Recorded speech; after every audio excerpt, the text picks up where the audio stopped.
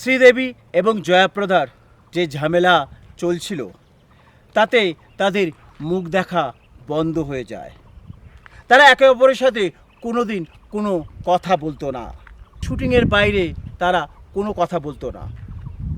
শুটিংয়ে দুজনকে নিয়ে খুব সমস্যা হতো, তার কারণ একে অপরের সাথে কেউ কথা বলতো না। কখন ঝামেলা পেকে যাবে এবং শুটিং বন্ধ হয়ে যাবে তাতে পরিচালক, প্রযোজক তারা ভয়ে ভয়ে থাকতেন। কিন্তু শুটিংয়ের সময় তারা সব ভুলে এমন অভিনয় করতেন, সেটাকে অভিনয়কে জীবন্ত করে তুলতেন।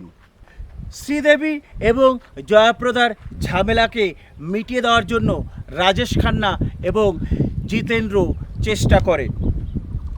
রাজেশ খান্না এবং জিতেন্দ্র একটি সিনেমাতে জয়াপ্রদা এবং শ্রীদেবী অভিনয় করেন।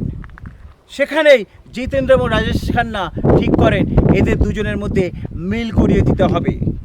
তাই তারা দুজনকে একটি ঘরে ঢুকিয়ে কয়েক ঘন্টা তালা দিয়ে রেখে দেয়। অনেকক্ষণ পর যখন জিতেন্দ্র ঘর খুলে দিল, গিয়ে দেখলো যে শ্রীদেবী একদিকে মুখ করে বসে আছে, জয়াপ্রদা আরেকদিকে মুখ করে বসে আছে। অর্থাৎ তারা কেউ কারোর সাথে কোনো কথা বলেনি। জিতেন্দ্র রাজেশ খান্নাও ফেড আপ হয়ে যায় দুজনের মিল করতে গিয়ে। কেন দুজনের মধ্যে এই রকম শত্রুতা তৈরি হয়েছিল?